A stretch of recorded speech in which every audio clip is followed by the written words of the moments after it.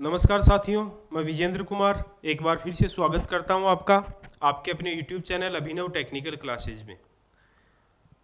दोस्तों, पिछली कक्षा के अंदर मैंने आपको जूल के उस्मन नियम के बारे में थोड़ा सा बताया था और जूल का जो उस्मन नियम है वो H बराबर I square into R T joule होता है और उसको हम लोग कैलोरी में चेंज करेंगे तो 4.2 का भाग देंगे। सब कुछ बातें हमारे बीच में हो गई थी, लेकिन उसके साथ ही एक महत्वपूर्ण जो पॉइंट था वो मैंने आपको इस वीडियो के लिए मैंने आपके लिए रख लिया था कि मुझे थोड़ा सा और ज़्यादा गहराई में जाना था, वीडियो ज़्यादा लंबा हो जाता, इसलिए मैं उस जूल के उस्मन नियम से संबंधित और उस्मा से संबंधित कुछ क्वेश्चन, महत्वपूर्ण क्वेश्चन जो एग्जामों में आए हुए हैं आपकी टेक्निकल एग्जाम्स के अंदर, और टेक्निकल एग्जाम्स में आए हुए महत्वपूर्ण क्वेश्चनों को हल करवाऊंगा। उसके साथ ही मैं डिटेल से काफ़ी बातों पे चर्चा भी करूंगा। तो थोड़ा सा वक्त आपको देना है, थोड़ा सा टाइम आपको देना है, फिर देखना एग्जाम का, किसी भी एग्जाम का कोई भी क्वेश्चन जूल के उस्मन नियम से संबंधित है, आपका गलत नहीं होगा।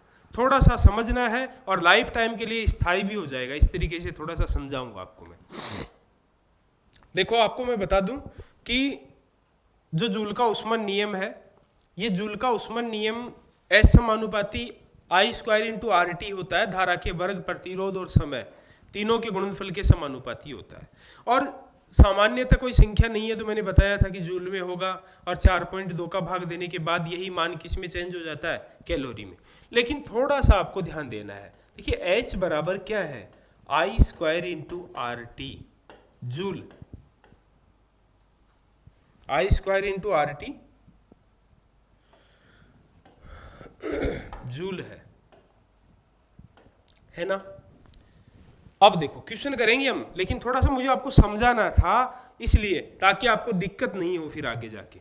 तो I square into R T joule होता है, तो इसका मतलब क्या हुआ भाई? इसका मतलब है कि I into R into T joule, यही तो होगा।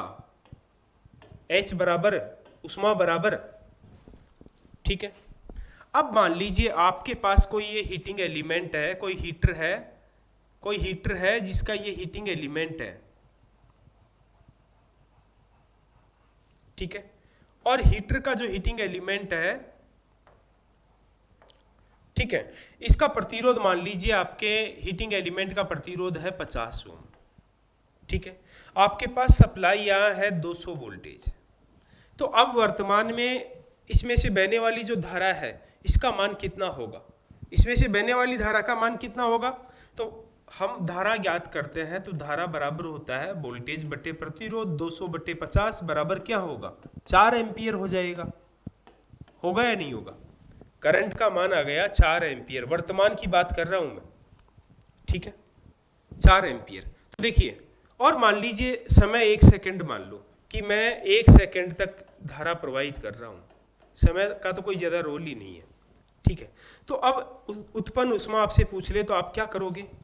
धारा कितना है, 4 into 4, 4 into 4 into 50 into time है 1 सेकेंड, तो ये हो जाएगा 800 जूल। गुणा करने पे कितना जूल आ गया, 800 जूल। अब क्या हुआ कि ये हीटिंग एलिमेंट फ्यूज हो जाता है। क्या हो जाता है?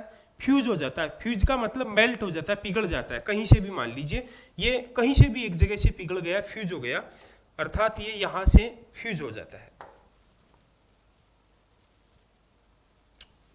पूरा ही चला गया। ये मान लीजिए हीटिंग एलिमेंट था और ये यहां से फ्यूज हो गया, यहां से फ्यूज हो गया, ठीक है। अब ये फ्यूज हो गया हीटिंग एलिमेंट यहां से, तो हमने क्या किया कि इसको, जो फ्यूज हुआ भाग है, एक भाग उसको निकाल दिया। जैसे मान लो इसको हमने निकाल दिया, ये हटा दिया, और इसको जब निकाल दिया तो ये भाग बच गया। अब हम सप्लाई कहाँ से दे रहे हैं? यहाँ से दे रहे हैं, यहाँ से। वही 200 वोल्टेज सप्लाई तो वही रहेगा। तो इस भाग को मैं थोड़ी देर के लिए हटा ही देता हूँ, ये हट गया, ठीक है। अब देखिए, अब आप मुझे बताओगे, अब आपसे मैं क्वेश्चन कर रहा हूं, जैसे आपको थोड़ा सा इमेजिन करना है कि ये जो भाग था हट गया, फ्यूज होने पर फ्यूज हुए भाग को हमने निकाल दिया, हीटिंग एलिमेंट का जो भाग फ्यूज हो गया उसका कुछ भाग हमने क्या कर दिया, निकाल दिया, हटा दिया। तो इस हीटिंग एलिमेंट का प्रतिरोध पहले से बढ़ा या घटा, पहली बात आपके दिमाग में आनी चाहिए। तो जैसे मान लीजिए कोई तार है, कोई भी तार है, मान लीजिए ये इतना लंबा था, ठीक है, और अब फिर हमने इसको इतना छोटा कर दिया, तो प्रतिरोध तो पहले से, लंबाई घटेगी तो प्रतिरोध तो पहले की तुलना में घटेगा ही, सीधी सी बात है। अब प्रतिरोध घट जाएगा तो सीधी सी बात है कि प्रतिरोध घट गया, और आप खुद ही कुछ भी मान लो, घटा प्रतिरोध 50 था पहले, 50 से अब घट गया, अर्थात कम हो गया। अब आप इसको 40 मान लो, 30 मान लो, कुछ भी मान लो। जैसे मान लीजिए 40 ओम हो गया भाई, 10 ओम निकल गया, ठीक है, 40 ओम हो गया। तो अब बहने वाली धारा का मान कितना होगा भाई? अब 4 एम्पियर नहीं होगा, अब कितना होगा? 40 का भाग 20 में देंगे तो 5 एम्पियर। तो अब धारा कितनी है? 5 इंटू 5, 5 इंटू 5 इंटू प्रतिरोध है 40। तो देखिए, और टाइम 1 है, तो 5 5 25 और 25 4 100, अर्थात 1000 जूल। तो बताइए आप मुझे कि पहले की तुलना में उत्पन्न होने वाली ऊष्मा बढ़ी या घटी? पहले 800 जूल थी और अब कितनी है? 1000 जूल। अर्थात कोई भी हीटिंग एलिमेंट है, जब उसका प्रतिरोध घटा दिया जाता है तो प्रतिरोध घटाने से धारा का मान बढ़ जाता है, और धारा का मान बढ़ने के कारण उत्पन्न ऊष्मा का मान भी बढ़ जाता है। और वो कैसे बढ़ जाता है, थोड़ा सा यहाँ वापस हम लोग चलेंगे, क्योंकि H बराबर है I into R into T। देखिए, जब भी रेजिस्टेंस का मान बढ़ेगा धारा का मान घटेगा, अर्थात धारा का मान 2 बार घट रहा है, अर्थात धारा के वर्ग पर निर्भर करती है हीट, और प्रतिरोध का केवल मान ही है जिस पर निर्भर करती है हीट, अर्थात प्रतिरोध की तुलना में धारा पर ज्यादा निर्भर है उत्पन्न ऊष्मा, ठीक है। तो जब भी प्रतिरोध का मान बढ़ाया जाएगा तो धारा का मान क्या हो जाएगा? घट जाएगा, और धारा का मान घटेगा तो प्रतिरोध तो बढ़ रहा है लेकिन धारा का मान घट गया, इसके कारण जो ऊष्मा है वो भी क्या हो जाएगी? घट जाएगी। और जब हम लोग प्रतिरोध को घटा देंगे तो उल्टा काम हो जाएगा, प्रतिरोध को घटाने से धारा का मान बढ़ेगा और उत्पन्न ऊष्मा का मान भी बढ़ेगा। ये बात, पहली बात सबके क्लियर। दूसरी बात ये कि जब भी प्रतिरोध बढ़ेगा धारा का मान क्या होगा? घटेगा, और धारा का मान घटेगा तो उत्पन्न ऊष्मा भी घटेगी। अब मान लीजिए कोई हीटिंग एलिमेंट है, दो हीटर है, ये हीटर है, एक और हीटर है, ठीक है। अब इनको मैं श्रेणी क्रम में जोड़ दूंगा, तो जैसे मान लीजिए इसका प्रतिरोध था 40 ओम और इसका मान लीजिए 40 ओम, तो 40 और 40 कितना हो गया? 80। टोटल श्रेणी में प्रतिरोध जुड़ जाता है, तो 80 ओम प्रतिरोध जब हो गया तो उत्पन्न ऊष्मा का मान क्या होगा? घट जाएगा, क्योंकि धारा का मान भी घट जाएगा, और धारा घट गई तो उत्पन्न ऊष्मा भी घट गई। तो ध्यान रखना, कभी भी अधिकतम आपको ऊष्मा प्राप्त करनी है तो आपको आपके जो हीटर होते हैं, उनके हीटिंग एलिमेंट होते हैं, उनको आपको हमेशा समानांतर क्रम में या पैरेलल में या पासारो में या युगपथ में आपको जोड़ना चाहिए, ठीक है भाई। युगपथ या पैरेलल या समानांतर या पासारो एक ही बात है। तो जब भी आपको अधिक ऊष्मा चाहिए समानांतर में जोड़ना है। एक एग्जाम में मैंने देखा था कि ऑप्शन में श्रेणी माना गया था जो गलत था, ठीक है। एक्चुअल में समानांतर में जोड़ने पर ही आपके हीटर अधिकतम ऊष्मा प्रदान करेंगे। वो कैसे, मैं आपको डिटेल से समझाऊंगा, आप भी मानोगे और आपको मैं समझाऊंगा भी, ठीक है। क्या होता है आपको बता दूं कि काफी लोग ऐसे कैसे हूबहू कॉपी करके जो आया, जो भी मान रहे हैं एग्जामिनर, उसी को कॉपी करके टाइम पास कर रहे हैं सब के सब, ठीक है, और उसी को मान रहे हैं। देखो, कुछ क्वेश्चन चाहे कितनी भी बड़े लेवल की एग्जाम हो, 100 में से 2-5 क्वेश्चन एग्जाम में गलत मान लिए जाते हैं। तो उसका मतलब ये नहीं कि उन्होंने एक एग्जाम में गलत मान लिए तो हम दूसरी एग्जाम में भी उनको वही माने। वो जो गलती है सुधार की जाएगी आगे जाके, और आपका जो रटा हुआ जो ज्ञान है वो आपको पीछे ले जाएगा। तो इस बात का थोड़ा सा आपको ध्यान रखना है। तो अब हम लोग चलते हैं अपने क्वेश्चनों पे। देखिए, सबसे पहला सिंपल क्वेश्चन तो नॉर्मली हम लोग देख ही लेते हैं। ऊष्मा की व्यवहारिक इकाई क्या है? डीएमआरसी की एग्जाम 19/2/2017 में क्वेश्चन ये आपका पूछा गया था, और डीएमआरसी की एग्जाम के अंदर इसका आंसर माना गया था कैलोरी, और ये आंसर सही भी है। डीएमआरसी के एग्जाम में जो आंसर माना गया कैलोरी, ये आंसर क्या है, सही है। सॉरी यार, कहाँ चला गया। डीएमआरसी के एग्जाम में क्या माना गया, कैलोरी। तो ध्यान रखना, मैंने भी आपको बताया था जब थ्योरी पढ़ाया था उष्मा का, थ्योरी वाला जो टॉपिक आपको पढ़ाया था कि उष्मा और जूल का उष्मन नियम पढ़ाया था, उसमें बताया था कि उष्मा की व्यवहारिक इकाई, प्रैक्टिकल जो यूनिट है वो आपकी कैलोरी है। तो आपका आंसर क्या होगा, कैलोरी। तो यहाँ तो ये सही मान लिया गया, लेकिन एक एग्जाम के अंदर यूपीपीसीएल में इसको गलत भी माना गया है, तो आपको ध्यान रखना है इस बात का, बस और कुछ नहीं है। उसके बाद अगला देखिए, किसी कंडक्टर में, अब कंडक्टर क्या है, चालक है, ठीक है। किसी कंडक्टर में यानी चालक में, संवाहक में या विसंवाहक में की वजह से इलेक्ट्रिक करंट गुजरने पर उष्मा उत्पन्न होती है। किसकी वजह से, अर्थात कोई चालक है, ये मान लीजिए कोई चालक है, और चालक में से धारा जब प्रवाहित की जाएगी तो वजह से, ये पूछ रहा है किसकी वजह से धारा प्रवाहित होने पर क्या उत्पन्न होती है, उष्मा। बात समझ में आई या नहीं? अरे भाई, बात भी समझ में आ रही है या नहीं? देखो क्वेश्चन क्या, किसी कंडक्टर में, कंडक्टर है ये, चालक है, एक तार है, ठीक है, की वजह से, किसकी वजह से, इलेक्ट्रिक करंट गुजरने पर, ये इलेक्ट्रिक करंट है आई, ये गुजर रही है, ठीक है, गुजरने पर उष्मा उत्पन्न होती है, उष्मा उत्पन्न होती है। तो ये क्या क्या चीज है, कौन सा कारण है जिसके कारण उष्मा उत्पन्न होती है? तो वो कारण मैंने बताया था आपको, आर है, रेजिस्टेंस है, प्रतिरोध है। प्रतिरोध के कारण जब किसी कंडक्टर में से धारा बहती है तो कंडक्टर गर्म हो जाता है, और गर्म होकर के क्या देता है, उष्मा देता है। अच्छी तरह आपको मैंने बताया था, रेजिस्टेंस आपका आंसर हो जाएगा डी। ये एग्जाम में आया था 23/8/2018 में, टेक्निकल हेल्पर की एग्जाम में। देखिए दोस्तों, आपको बता दूं मैं कि आपको और बाकी भी मैं क्वेश्चन करवाता हूं ना, सारे क्वेश्चन एग्जाम्स के अंदर आए हुए होते हैं, एग्जाम पैटर्न पर आधारित होते हैं, लेकिन आपकी संतुष्टि के लिए, क्योंकि मैंने एक कमेंट पढ़ा था कि सर प्रीवियस ईयर के जो पेपर्स है, क्वेश्चन होते हैं, उन पर भी डिस्कस कर लिया करो। तो ये दिखावा इस जमाने में ज़्यादा आपको चाहिए कि ये इतनी तारीख को आया था, इस एग्जाम में आया था और ये क्वेश्चन है, ठीक है। तो ये एक तरीके का चोचला मैं मेरी नज़र में मानता हूँ, ठीक है, ढोंग भी होता है ये। तो क्वेश्चन आपको पढ़ना है, थ्योरी आपको पढ़नी है, क्वेश्चन पढ़ना है। जरूरी नहीं है कि पहले जो क्वेश्चन आ गया वो बार बार रिपीट हो। आपको जो कॉन्सेप्ट है ना उसको समझना है। अब एक कॉन्सेप्ट में से 20-25 क्वेश्चन, 30 क्वेश्चन निकल जाते हैं। तो जब कॉन्सेप्ट क्लियर होगा ना, तो कोई सा भी क्वेश्चन आए आपको रटने की कोई आवश्यकता नहीं होगी। इसलिए आप पुराने क्वेश्चनों पे जा रहे हो तो बार बार वही क्वेश्चन आए तो सब लोग रट के बैठ जाएंगे एक बार में ही। अगर बार बार वही क्वेश्चन आते रहे ना तो एक बार में रट लेंगे, 1-2 महीने में रट लेंगे पुराने क्वेश्चनों को। तो और उसके बावजूद आप लोग देखते हैं कि स्कोर 100 क्वेश्चन थ्योरी के आते हैं, उनमें से 50 भी सही नहीं हो पाते। काफ़ी लोगों के साथ ऐसा होता है। तो रटा हुआ ज्ञान, मैंने पहले ही दिन आपको बताया था, रटा हुआ ज्ञान आपके एग्जाम हॉल तक आपके साथ रहता है। जब पेपर आपके हाथ में होता है या कंप्यूटर की स्क्रीन आपके सामने होती है तो रटा हुआ ज्ञान आपका साथ छोड़ के चला जाता है। आपके पास केवल और केवल आपका बेसिक और आपका कॉन्सेप्ट बचता है। इसलिए कॉन्सेप्ट के आधार पर पढ़ाई करोगे तो आप लोग क्वेश्चन आप खुद ही बना सकते हो, क्या दिक्कत है। मैं अभी क्वेश्चन कोई न्यूमेरिकल का बनाया तो संख्या चेंज करके आप उसमें ऐसे कैसे फिट कर दो, संख्याएं चेंज होगी, तरीका थोड़ी चेंज होगा।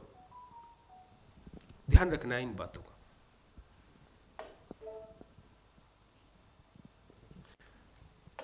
अगला क्वेश्चन है, जब किसी हीटर का प्रतिरोध एलिमेंट फ्यूज हो जाए। देखिए कोई भी हीटर है उसका जो प्रतिरोधक एलिमेंट है ना, ये एलिमेंट क्या हो जाए, फ्यूज हो जाए।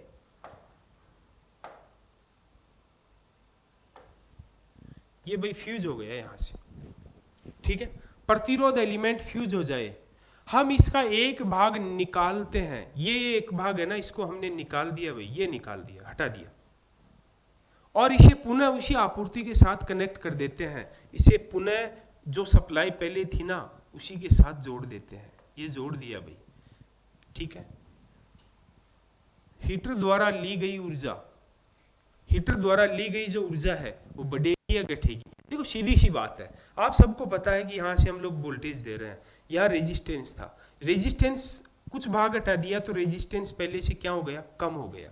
अब सीधी सी बात है कि H बराबर क्या होता है, I square into R T. देखिए आर और टी दोनों में ही आपको मुख्य रूप से देखना है, तो आर के ऊपर निर्भर नहीं करके किस पर निर्भर करती है, जो उष्मा है वो धारा पर निर्भर करती है आर की तुलना में।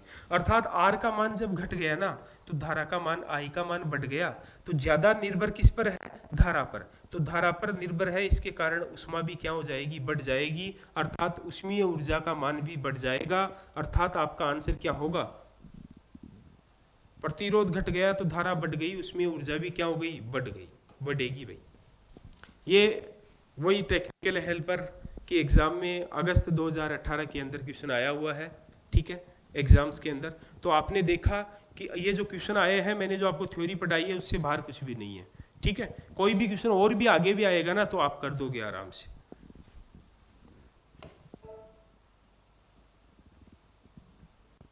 अगला क्वेश्चन है, एक चालक में पैदा हुई उष्मा किसके वर्ग के समानुपाती होती है। देखो सीधी सी बात है, किसी भी चालक में उत्पन्न हुई जो उष्मा है वो समानुपाती होती है धारा के वर्ग के, प्रतिरोध के मान के और समय के मान के, टाइम के। तो किसके वर्ग के समानुपाती है, हीट। हीट किसके वर्ग के समानुपाती है, धारा के वर्ग के, है या नहीं। तो सीधी सी बात है, किसके वर्ग के समानुपाती होती है, इस आई के मान के धारा के वर्ग के समानुपाती है, ऑप्शन सी। ये भी एग्जाम में आया हुआ है, टेक्निकल हेल्पर की एग्जाम में 24 तारीख को, और 8वां महीना 2018 के अंदर एग्जाम लगा था, उसमें क्वेश्चन आया हुआ है। अगला क्वेश्चन देखिए, ये क्वेश्चन भी डीएमआरसी की एग्जाम में 18 अभी लगा है, 2020 वाला 18 तारीख को, दूसरा महीना, उसमें आया हुआ है कि इनमें से कौन सा विकल्प जूल के नियम को सही ढंग से निरूपित करता है, कौन सा विकल्प जूल के नियम को सही ढंग से दर्शाता है।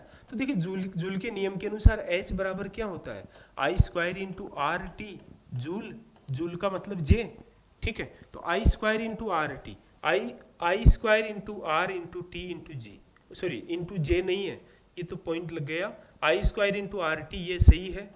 देखो I square into R into T square, ये गलत हो गया ना, यहाँ पे टी स्क्वायर नहीं होना चाहिए था, I into R T, I के ऊपर स्क्वायर नहीं है, ये भी गलत है। I square into R square into T, तो ये भी गलत है, तो ये गलत है, ये गलत है, ये गलत है, ये सही है, तो डी ऑप्शन आपका राइट आंसर हो जाएगा। सीधी सी बात है, जब आपने ये पढ़ रखा है ना तो इतना ज्यादा कुछ है ही नहीं उसमें क्वेश्चन में, क्वेश्चन तो वैसे ही दम तोड़ रहा है आपके आगे, जब आपको इतना पता है तो, सही है ना।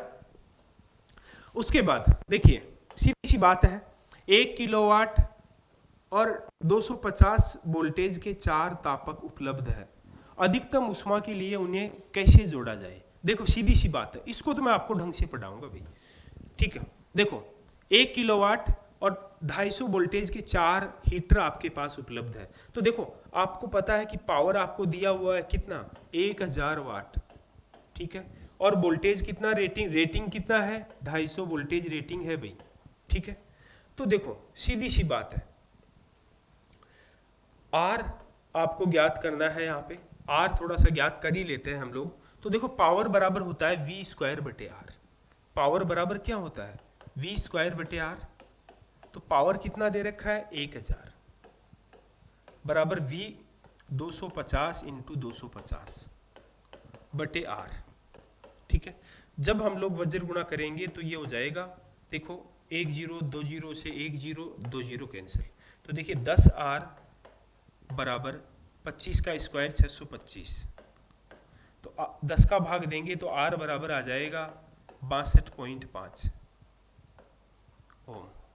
प्रत्येक का प्रतिरोध 62.5 ओम है। कितने हीटर है, 4 हीटर है। अब ज्यादा से ज्यादा उष्मा आपको कब मिलेगी, इनको कैसे जोड़ा जाए, तो देखो श्रेणी में जोड़ लेते हैं पहले,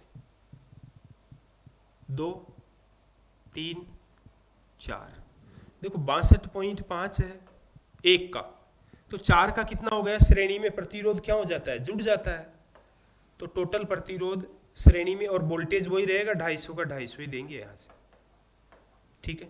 तो 62.5 को जब 4 से गुणा करेंगे हम लोग तो ये हमारे पास आ जाएगा 250, कितना आ जाएगा 250, अर्थात 250 ओम टोटल प्रतिरोध श्रेणी में जोड़ने पर हो गया। तो देखो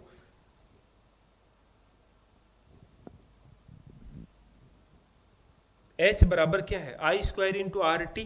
तो टी का तो कोई लेना देना है ही नहीं यहाँ पे, टी तो आप लोग कॉमन मान लो, कॉमन रख लो, आई स्क्वायर इंटू आर देखना है। तो I square into R, I square into R बराबर वी स्क्वायर बटे आर भी तो होता है, ठीक है, पढ़ चुके ये तो हम लोग। तो H बराबर वी स्क्वायर बटे आर भी तो रख सकते हैं। तो वोल्टेज 250 है, अर्थात 250 इंटू 250 वी स्क्वायर बटे आर कितना है, 250 ही है, ठीक है, 250 है, 250 से 250 कैंसिल हो गया, तो H मान लीजिए आपकी 250 जूल आ गई। H कितना आ गया, 250 जूल। अब मैं इसी बात को मैं समानांतर में जोड़ करके देख लेते हैं हम लोग कि समानांतर में कितना आ रहा है। तो देखो इसी को हम लोग समानांतर में जोड़ते हैं। देखो 4 है ना, 1 है, 2 है, थोड़ा ढंग से बना,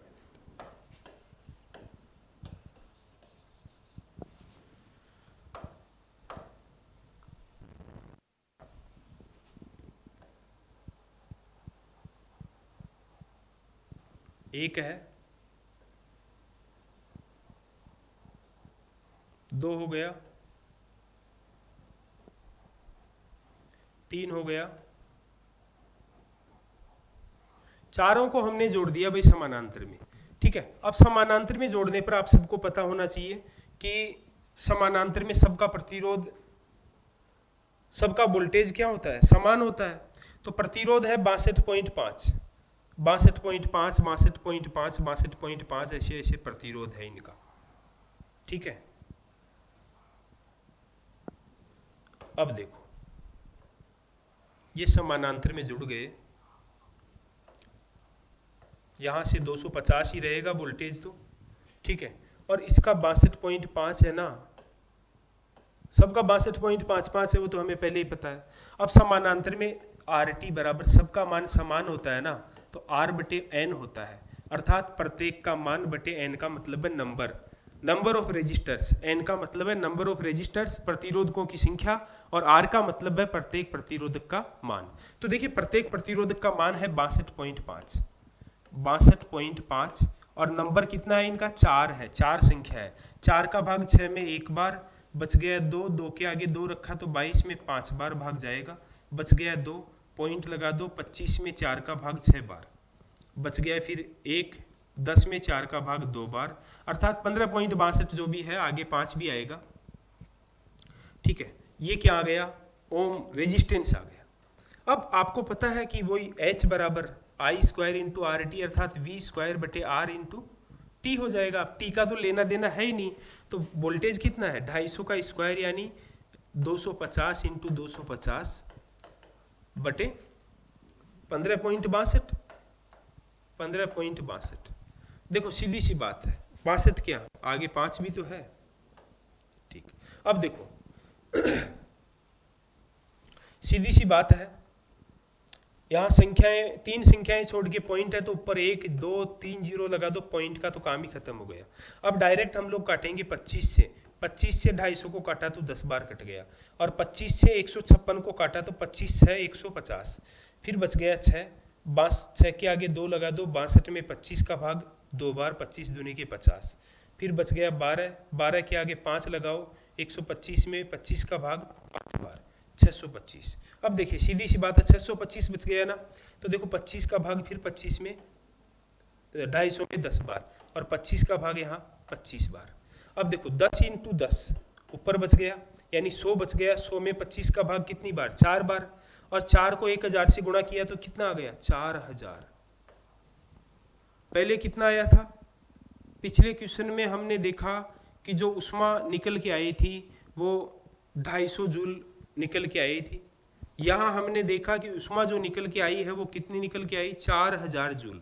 अर्थात समानांतर में जोड़ने पर ज्यादा उष्मा उत्पन्न होगी या श्रेणी में जोड़ने पर ज्यादा उष्मा उत्पन्न होगी। तो ध्यान रखना, समानांतर में जोड़ने पर ही हमेशा अधिक उष्मा उत्पन्न होगी। ये अच्छी तरह आप लोग कान खोल के सुन लेना, अर्थात ढंग से दिमाग में बिठा लेना। अगर मान लीजिए आप मार्केट में 20 किताबें पढ़ रहे हो या कहीं भी आपने पढ़ा है, गलत ज्ञान आपने पढ़ा है और आपके दिमाग में आत्मसात हो गया कि हाँ मैं तो यही सही है, तो वो एक आपकी मर्जी है। मैं आपको कॉन्सेप्ट कारण के साथ बता रहा हूँ कि कैसे आया।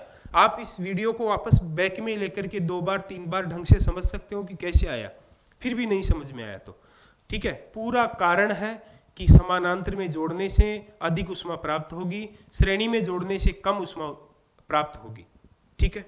आगे आप लोगों की मर्जी है, क्योंकि आपका नजरिया अलग है, मेरा नजरिया अलग है।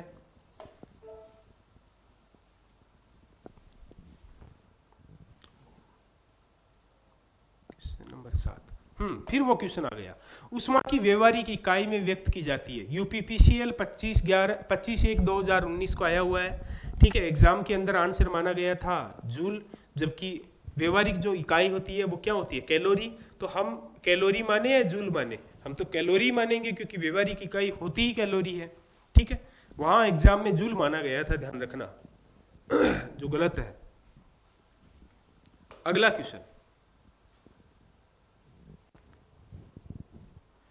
अगला क्वेश्चन है 1 किलो जूल किसके बराबर होता है। देखो सीधी सी बात है, 1 किलो जूल बराबर होता है 240 कैलोरी, लगभग या 240 या 239 या 238 कैलोरी, एक ही बात है, ठीक है।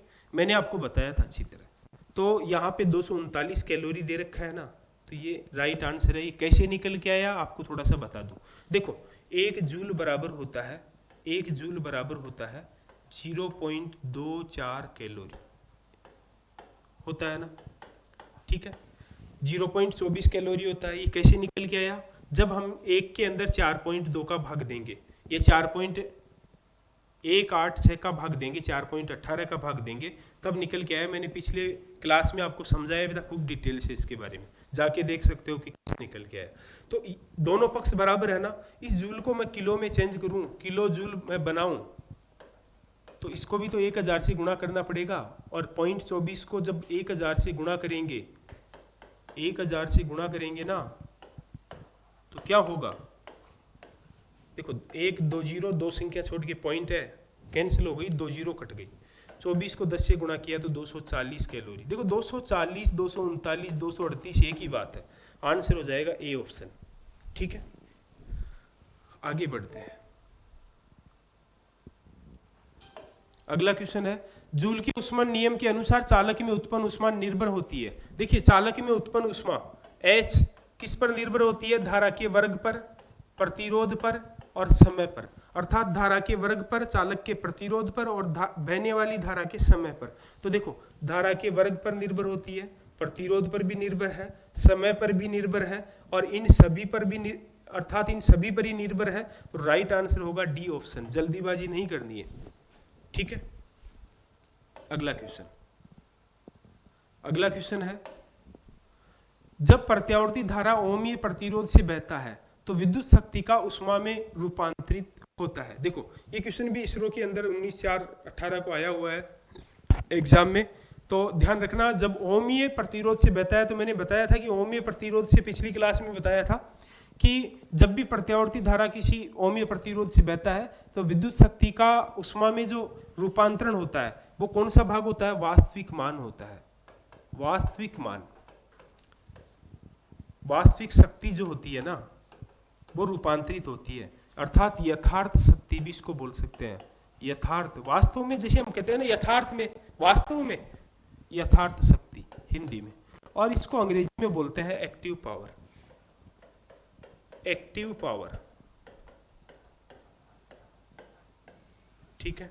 तो यहां राइट आंसर होगा ए ऑप्शन, ठीक है। ठीक है, चलो। तो दोस्तों हमारा वीडियो अगर आपको अच्छा लगता है तो आप इसको लाइक और शेयर अवश्य करें। साथ ही आपको वीडियो कैसा लगा इसके बारे में कमेंट्स करके हमें बताएं, और हमारे चैनल को आप लोग सब्सक्राइब कर लें ताकि आगे आने वाली महत्वपूर्ण इलेक्ट्रीशियन थ्योरी की जो कक्षाएं हैं वो आपको प्राप्त हो सके। धन्यवाद।